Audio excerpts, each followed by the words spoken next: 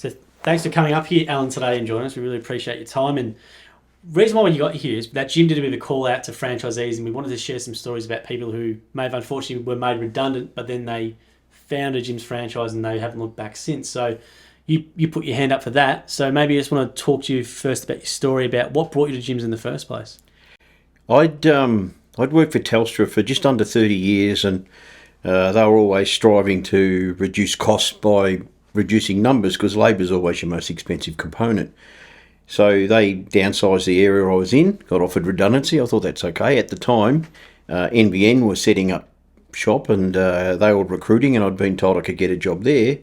Unfortunately, the timing was bad. The government changed hands, and the Liberal government put a hold on NBN recruiting, and I was sitting at home for nearly 6 months, and I was just chewing through the package money that they'd given me, and I thought, well, hang on, that should be paying my house off. And then I was listening to SEN Radio, and Test and Tag Division had advertised on SEN Radio.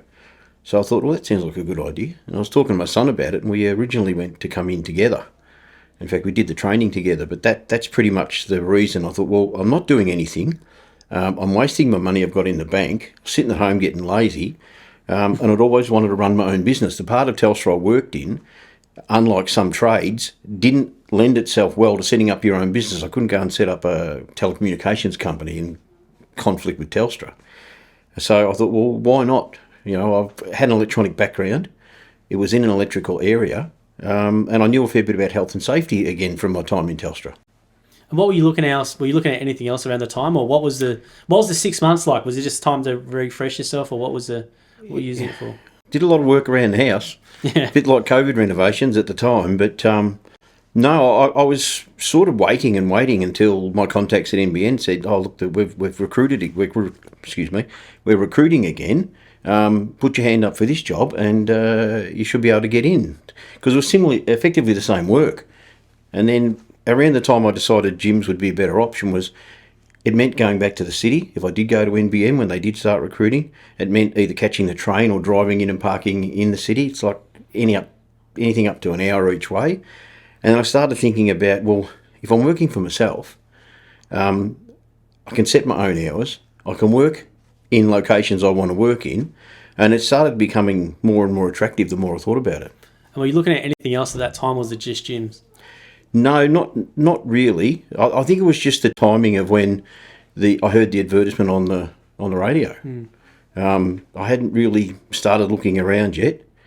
So I thought, well, yeah, why not? And then sort of once I got into that process and went through the brief assessment they did, then got involved in the training, it just become more and more a natural fit.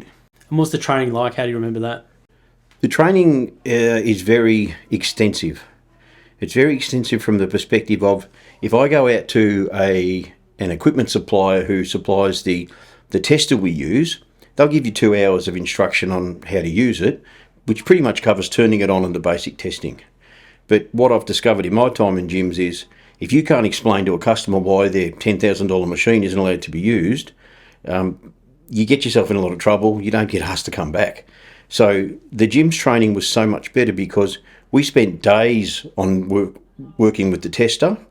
We spent several days on testing different appliances that they had set up in the training room up the back.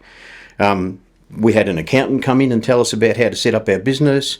We had a guy from the construction industry come in and run us through our white card training or construction card training. And we did a lot of business type goal setting, role plays, all that sort of thing. And the training with Jim's took about 10 days. Now, compared to the sort of thing you get anywhere else, I don't think anything matches it. And what do you know, but what else is there as in terms of other courses around? Because there's a few test and tag courses I think you can do in like a day or something, and you can. So what's the difference with Jim's? I think the difference is the detail it goes into. Initially, when I did the training, we had a guy come out from Energy Safe Victoria, who he was out here for 2 full days, and he brought out equipment that he'd set up as faulty. He'd actually manufactured faults into it so that we could get into the diagnostics and say, oh, that's what's wrong with that one. The companies that just, again, run the course for 1 day, it tells you how to do the testing. It doesn't tell you how to run your own business. It doesn't tell you how to set up the accounting component. In fact, the guy who came out, the accountant that came out, and spoke to us. He's my accountant still today. I spoke to him after the training, and I was that impressed that not only did he take the time to come out, so good marketing on his part, but he also has about 50 other gyms franchisees on his books, and a fair number of them from Test and Tag. So just the detail about all the other things. The Test and Tag training, yes, you can get that somewhere else. You can pay to go to a course somewhere and learn how to do it. But they don't tell you how to run your business. They don't tell you how to set your agenda when you're setting up appointments with your customers, or how to manage your customers if you've got issues. They never do role plays on what it's like to deal with a difficult customer. And some customers are. And the other thing that was very impressive in the gym's training, in fact, I enjoyed it so much I came back and did it a second time. Because under the gym's model, if you felt maybe you didn't quite get something the first time, once you've paid, you could come back as many times as you like.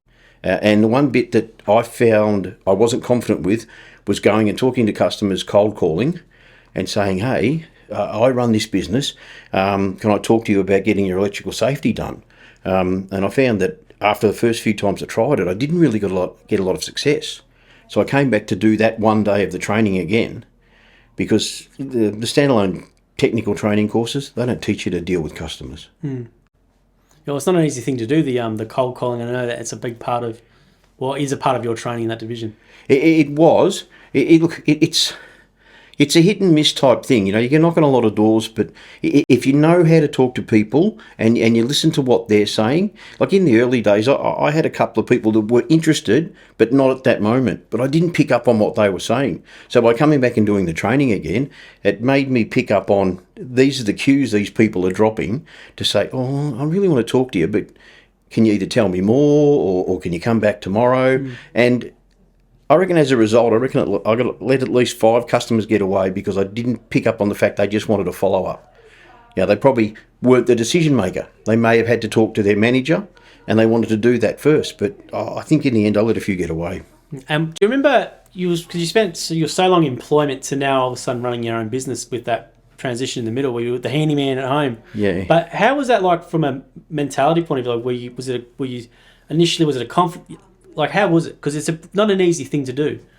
In my 30 years in Telstra, I spent a lot of time in middle management. So I'd managed a lot of people, but then that teaches you to manage yourself, because if you can't manage yourself, you can't manage others. So I was comfortable with the managing of my own time and all that sort of thing. But setting up little systems within my own office to make sure that I knew when each customer was due, I knew how early to call them, to do all the invoicing, that was all new to me. So I had to learn all that. And the gym's training was a big part of learning that. Talking to my peers was a good part of learning it as well. Because a lot of the gym's training was run by existing franchisees. Yes, there were some guests that came in, but the bulk of it was run by existing guys within the gym's network. And going back to your first, let's say, couple of months in business, was there any advice you give to a new business owner now if you're in your own position? Yes, I would. When you come into a franchise environment like especially Test and Tag, and I'm sure the other divisions are like it, there are 3 ways you can come in. You can purchase a vacant territory, wait for the phone calls to come through the call centre, or go out and knock on doors in that territory and build up from zero. You can buy a vacant territory and then buy excess customers off of existing franchisors or franchisees that may have grown too big and are too busy. Or you can buy an existing business. And what I did was I went with option 3 and I bought an existing business because the guy who was running it, he had about 3 days worth of work. So he wasn't working too hard. So it had scope to grow, but I earned money from the first day. Plus, by buying an existing business, he became a resource to me. In the 6 weeks before he finished, I went out with him nearly every day, got to know some of the customers and some of the nuances about the different types of equipment they use. And then after I took over, he stuck around for another 6 weeks. And even then for another 6 months on the phone if I needed him. So I think the model you pick to go in on decides your comfort level.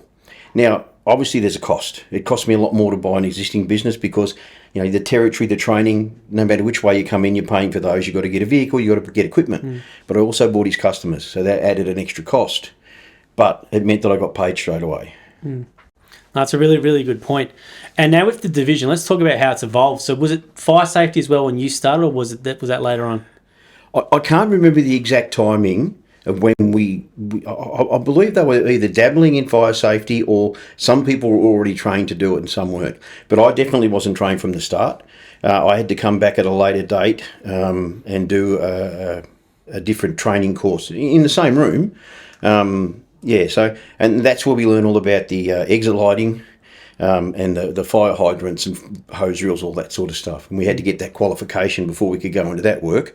And it's a good fit, the exit lighting and the fire fighting equipment with test and tag. It's a good fit because you can package it up with your customers and charge them a more competitive rate. Because, for example, an electrician will come and test your exit lighting, but he'll charge you $100 to turn up and then whatever time he's there. You can get someone from a firefighting company, they'll come and do the fire extinguishers, but they'll charge you a call-out fee as well. And then you can get us to come do your test and tag and we charge a call-out fee. But if I'm there for one visit to do 3 things, you just charge the one call-out fee and you can package it up where you can maybe even charge slightly more. But because you're only charging the customer one call-out fee, they're better off financially, you're better off financially, and you tend to hold on to that customer more when you've got them in a package. Yeah, and they don't need the hassle of ringing 3 different people or dealing with different people all the time for the one thing. Exactly. And one of the really good things about gyms is, and it's a criticism I see when I deal with customers, and I've won a couple of customers for this reason, is some of the larger fire companies, they don't tell you they're coming. I won't name names, but my customers have said, bloke from company X just turned up and we weren't ready for him to come. We were doing something, that was very important to our business and we didn't want to let him in, and he got all in our face saying, but you have to do it. It's regulation. Oh, really? Yeah, that's true. It is regulation. It needs to be done. But a simple phone call a week before to check if it's okay to come, which is what we do with test and tag every single day, makes it a lot more comfortable to get in to see the customer. So they're more relaxed because they know you're coming. They know exactly what you're doing. And they just feel that you're a better fit for them rather than someone who just knocks on your door and says, I'm here to check everything. And it's sort of strong arms in a way because they say, it's a regulation or, you must do it. Yeah, they do. They do. And look, I get asked that question around regulations and what I need to do and why to do that. And I try and say things like, you must, you have to. But in the end, some of those things are covered by the Victorian Building Code. Some of them are covered by Australian standards. Some of them are compulsory, some of them aren't. There are some things, though, that, if you don't do them and you have some sort of incident, your insurance company will say, well, I'm sorry, I don't want to know you. So I try to work with the customer to get them to come to the realisation that, look, this is important, I need to get it done.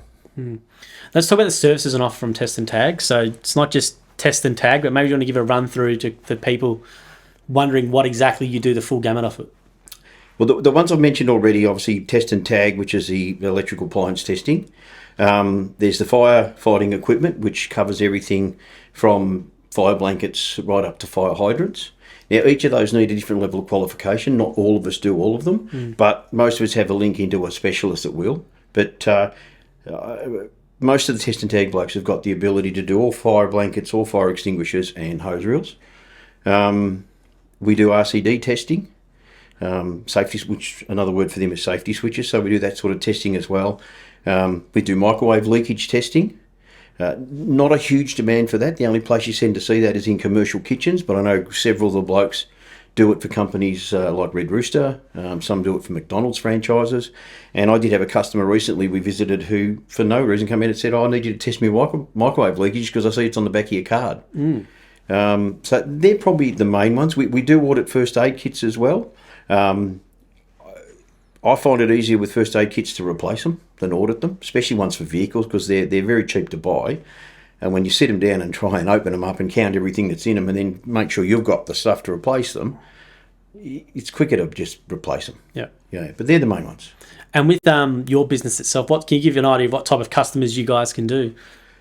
There's no limit. If anybody's got an appliance that plugs into something that's electrical, if they've got a fire extinguisher in their truck or in their building, if they've got a microwave in their kitchen, if they've got a first aid kit in their office, and all workplaces, whether it be a car or an office or a factory, they've all got to have those sorts of things. They've got to have electrical safety done, got to have RCDs checked.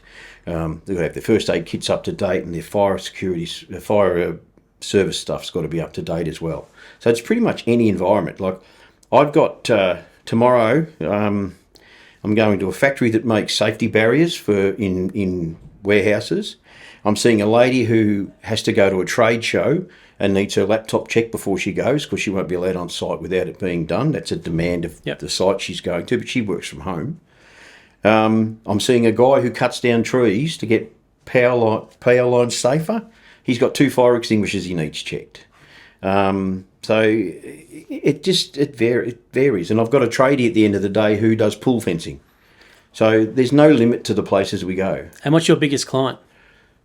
The most tags? Gyms. This one here, I asked that question for a reason. So if people know, you are Jim's personal test and tag franchisee. Yeah, so if anyone comes, I always get nervous around test and tag conference time because someone's going to find something in one of the rooms that I missed. I'm sorry, they move them around a lot. But imagine you give people a bit of a size of the property. How long does it take you to do? And I know you bring Andy as well in, who's another franchise owner, sometimes to help. Yeah, look, through the national office, the finance office, your team, there's close to 700 tags there. Now, in a good day, where people are easy to move around, because one of the things in office is you've got to wait for people to get off their computer.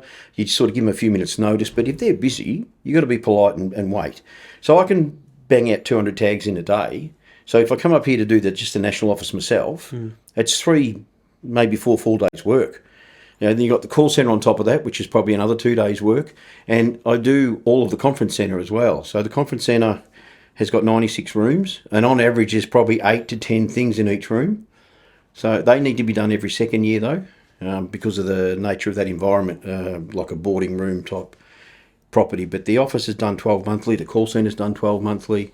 The conference centre itself, just the office and that's done every 12 months. And then I'm up here twice a year to do all the fire extinguishers and the exit lighting. And I bring in a specialist to test the fire hydrants. So it probably takes up about a full month of my year. So what's that make it, 12, 15%? Yeah, it's of my work. So it's a pretty big customer. And you always get nervous when you've got chips in on one big customer, because if you ever lose them, you get the panics up. And unfortunately, I've seen that happen. But no, Jim's has been very loyal to me. Lee referred to me one day as part of the family. There you go. Yeah, so there you go. And I remember that. No, well, Jim's big on test and tag, because he's told the story before, but the one, when he got it done and the person didn't have time or whatever to do one computer or whatever it was, the monitor, that was the one that got faulty and started a fire here. So he's very big proponent and supporter of the division. So yeah. I think, and don't worry, the conference is on Gold Coast this year as well. So yeah, don't worry about the tags for this year with people checking them.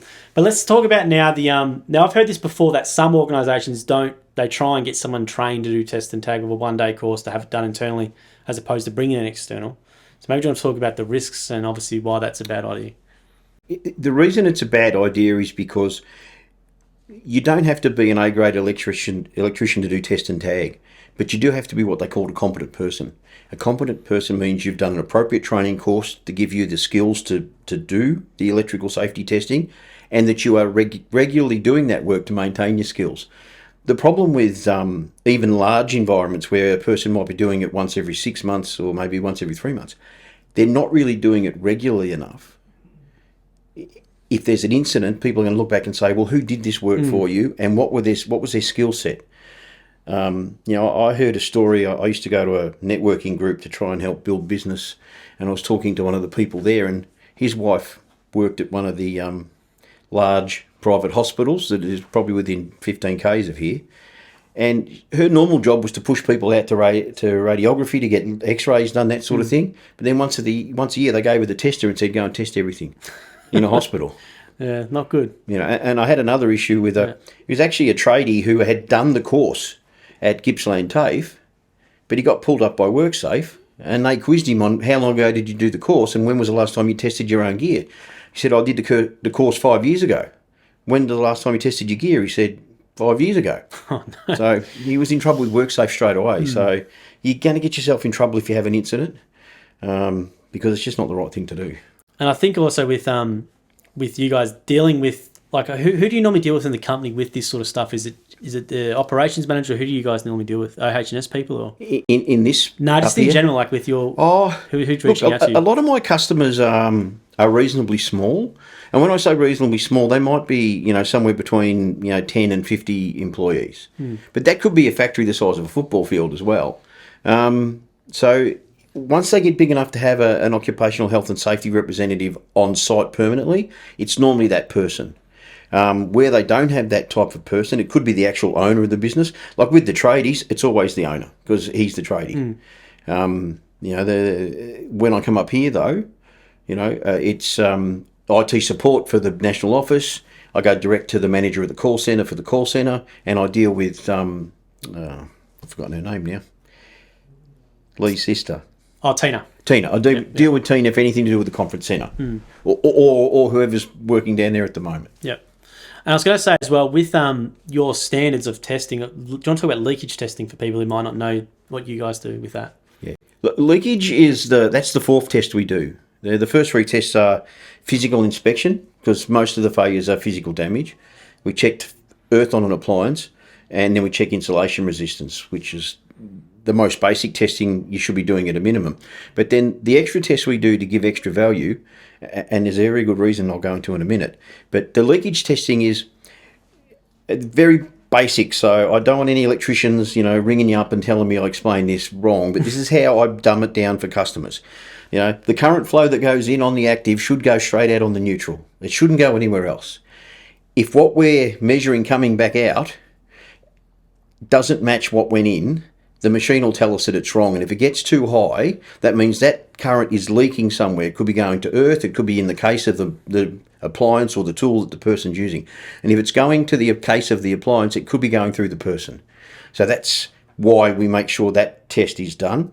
The other smart reason to turn things on is that it's very embarrassing to tag something that's faulty and doesn't work. Because that, you make one mistake, then it throws credibility on everything else you've done. Yeah.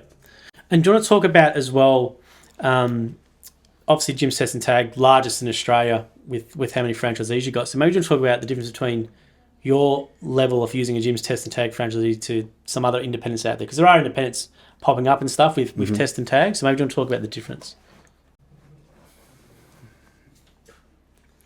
All right, didn't expect that one.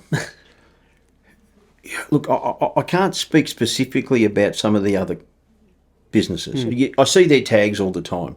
But when I'm cutting their tags off, to me that indicates that the person I'm now working for had a reason to change. Now, the one thing I'll tell you for sure is that we are never the cheapest because we go to the detail to make sure that everything's right. We find some of the other customers, like there was an ad for a company called Tony's Tags, you might have to cut that bit out, who advertised being able to test your appliance without actually unplugging it. Now that's physically impossible because you can't even do an earth check. You can do a physical check to see if it's damaged, but you can't even check for earth, which is one of the most basic tests we do, without unplugging it. So the standard that a lot of the other companies provide, I don't think comes anywhere near what gyms provide. The level of training they give their people doesn't come anywhere near the level of training we've got, and the level of support we continue to get through the franchisors and the people in the national office who support Test and Tag, I don't think comes anywhere near for the other companies as what we get. Yeah, I think if you're a serious business, fair dinkum about safety and health and safety of your staff, using gyms is just, it's a no-brainer compared to others. Look, we do have the occasional bit of prejudice because you'll go to some construction sites in particular where, the site manager might have, cut his teeth in the 70s and probably worked for the BLF, and they have this old world view that all this work must be done by an electrician. Yes, well, it's simply not true. It's a competent person's job. And I feel with the training we've had and with my background in particular, I can do it just as good as anybody else can do it anyway. And I think our customers are starting to understand that because I've been on some of the most major construction sites in Melbourne. I did a job under the Grieve Parade Bridge when they were widening the Westgate Freeway for the tunnel. There's pictures of me with my little table huddling under the bridge with all the traffic going through underneath. I did a job at Marvel Stadium recently because they're doing extensions to that, and they're major construction sites. Now, we are freely allowed to go onto those sites now, and I do a lot of work on railway level crossing removals. Again, large construction sites. So that that bias they may have had us against us because, oh, you're not an electrician, and that would go to every test and tag company, that seems to be dissipating. And there was a time when, I heard that, oh, gyms, they're a mowing company. What are they doing test and tag for? But I think, as you say before, the size of us now, and the number of people we have in different locations. We have guys in outback Western Australia, Northern Territory, all through Queensland. I think we've got the most in Victoria. That our presence is so wide now that people see us as a very reputable provider of those services. I think in the main we probably still get typecast as Gyms Test and Tag, but you'll see the new livery on the cars now. It's got Test and Tag on one side and Fire Safety on the other. To the point where when I got the new car, I turned up at a job and the customer said, oh, Fire Safety, don't you do Test and Tag anymore? So I had to take him around the other side of the car. But, he understands now, and that prompted him to think, oh, I've got some fire extinguishers you can check. So straight away, I was doing a bit of extra work for him, another hour's work. It's a great point we said about the electrician things. We get, occasionally we get comments when we post some content about, oh, you've got to be a qualified electrician and what they know. But I want to be clear as well from talking to Andy about this was electricians call you sometimes. Correct. And this is the point. Electricians are actually calling you to do this stuff. I've got 3 or 4 electricians who call me regularly to do work for them. I've gone out and helped them quote for jobs and that they are quoting for. They want all that customer's business, and a component is test and tag. Electricians in the main, and I'm not saying all of them, but in the main, they see test and tag as what the apprentice would be doing in his first year, and that's when they learn to do it as a first-year apprentice. But they're not doing it all the time, so you'd have to question, under that, am I regularly doing that work? A lot of electricians still do. But they prefer not to. They'd rather be up in a roof putting in lighting, rewiring a switchboard. They want to do all the exciting stuff about electrical work. Test and tag to an electrician is down the mundane, boring end. But I don't find it like that. It's provided me a very good living. Like when I worked for Telstra, I was in middle management and had a reasonably good wage. But because of the tax advantages of working for yourself, the lower overheads, the ability to depreciate things, I didn't notice any drop in my income. I was still living the same lifestyle for 8 years that I had when I left Telstra. So sorry I got off the track on you there. But no, that's good. It's been great for that reason too. Well, how's your lifestyle been then for the 8 years? How have you found it all? Well, I've just turned 60. So I'm looking to retire now. But I'm more than likely going to just wind down. I remember before I mentioned about, we'll have people that come in, they may not have enough work. I've got too much work. So I've been selling a few customers off to some of the newer guys, and that's why today I had some free time. So I'm starting to manage my time. Like the guy I bought the business off, he worked about 3.5 days a week, and the other day and a half he either worked around his house or rode his motorbike. So you can balance your lifestyle. So I'm keeping up my standard of living financially, but still doing the things I want to do with working less. So some of those days might be hard days, but it doesn't matter. How have you found the stress levels compared to what you were doing previously, or just overall mental well-being? I don't find this job very stressful at all. If you get a customer who wants to complain about something, it can get a bit stressful, but fortunately 5 stars, haven't had one of them.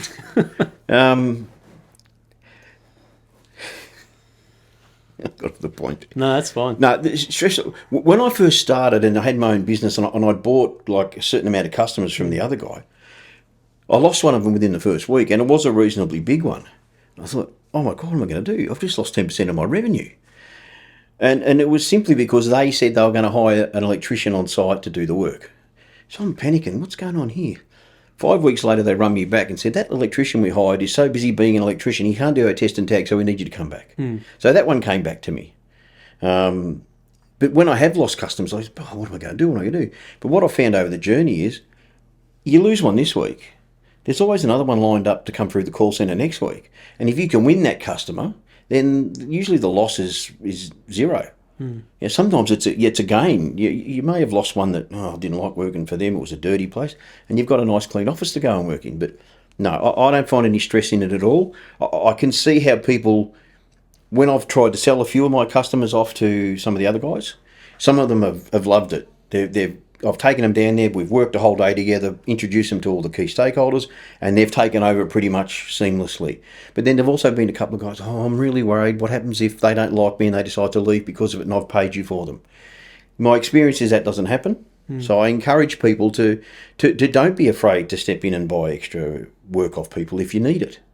But I don't find any stress in this job at all. You know, whereas working with Telstra for as many years as I did and managing large groups of people, I'd be starting at 7 a.m, finishing after 5, and then spending an hour driving each way. You know, my normal day now is I might start on site at 7 with a tradie who I want to get out of the way early, but by 2:30 the car's pointed at home and I'm going home, and I might spend half an hour doing the invoices for that day, and then that's pretty much it. By 4 o'clock, I'm getting ready to decide what's for dinner. So you've created, probably, well, how much time extra? Maybe 16 hours a week, maybe extra, or something you've created yourself. Yeah, pretty much. Yeah, and what do you do with that free time? I do work around my own house, I suppose, but no, what I tend to do is I cobble the hours together, and I go and have a game of golf on a Friday afternoon, or if I know a mate's looking for someone to play with on a Wednesday morning, I might schedule my work so I don't start till 12 o'clock. And we'll go and hit off at 6:30 in the morning, and by 11:30 we're finished, and I'm at my job at 12 o'clock. So it's just might watch a few television shows I'm interested in, but you can do anything really. If you've got any hobbies you want to look into, I like to trace my family tree, so I do that a fair bit. That's very time consuming. What do you use to do that? What do you use to do? How do you do that? Do you do it manually? Are you doing Ancestry, or what are you doing? I use ancestry.com. Yep, .com, yeah. But I've also got myheritage.com up as well, because what tends to happen is a single source isn't reliable. You got to go multiple sources. I use a site called archives.com as well, and for close family members or direct family descendants of mine, or that I'm a descendant of, I'll go to birth, deaths and marriages and pony up some money. It is good to, when you're getting into that, to leverage off hard work other people have done, but then you share your hard work as well. It's not a one-way street, but sometimes you find things that don't add up, and you've got to go and buy the documents to actually look at and see who's telling lies. There we go.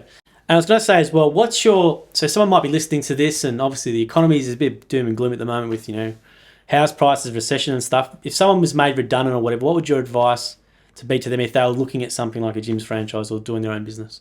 I would recommend to anybody who has the confidence, or even is even a little bit nervous about it, to at least consider it, to come up and talk to people who can explain to them how it works. Because, like I said, I'd never run a business on my own. I'd pretty much come out of high school, did my apprenticeship, went to Telstra. So I'd either been 2 companies in 34 years. So the running of a business, while it was something I felt I was always capable of, it was never tested for me. And people will be surprised how easy they take to it. Especially if they manage their time well and they set their objectives. And the basic business training we were talking about before with Jim's, it gives you the tools to do that. To set up how you want your business to run, to get your accounting right, and use the people who are skilled. Like, I don't do my own accounting. I pay someone to do that because it's complex. So I don't want that to be wrong, because I don't want the ATO knocking on my door and saying, we'll have that nice little car you got out the front because you haven't paid your taxes. So I get them to do that because they save you money. I don't think I've had a year where my account hasn't saved me money based on what I pay them. And to the point where I've got him doing my wife's taxes and 3 of my children's, all rolled into the one business package. So I'm saving them money as well. But also, you started at, was it 52? You bought the franchise, or 51? How old was I? Yeah. I started in 2014. I would have been 52, just turned 52. Yeah, which is could be a daunting thing for people, but it does just show it's never too late to start or to do something new. No, it's not. It's an unrelated story, but a best friend of mine in her 50s decided to go and do a nursing course. And she just qualified, I think, this week or last week after all the training and the graduate year. And she'll turn 59 this year. I won't say no, she won't. People know how old she is, but so so this is the same thing. It's a new opportunity that you can start at any time. There are people who have come into this business older than I am today and are still happy to keep working in it. Yes, I said I'd like to retire, have the luxury of good financial backing from my time in Telstra, but some other people don't. So they need to keep working. Pension age in this country is 67. So if you can't support yourself, you don't get a pension till you get 67. Well, if you've got made redundant today and you've still got 10 years to go, this is a good, comfortable way to get yourself to 67. That's very good advice, Alan, and thank you for providing us with a lot of good info. And hopefully people, if you are thinking about it, gyms.net or 131546, and come out for a trial day. I think that's always a good thing to do. And I know Jim's very happy. And did Jim give you a 5-star review before we let you go? Has he given you a review on the system? What I might have to do, so it wouldn't be Jim personally. I'd have to get Tina or to do it. or someone else I deal with, the IT blokes, to do it. But mate, because I know the call centre will actually call people direct if I mention a customer's name. You don't give them the bad ones. No bad ones. 5. That's right. Yeah. So I want my sticker, Jim. I want the 5-star franchisee sticker for my car. I think we've got some of them. We might have some in the office we can give you, but yeah, we'll do that. But thank you very much for your time, and we really appreciate you coming out on your problem, mate. time. Appreciate it. No problem.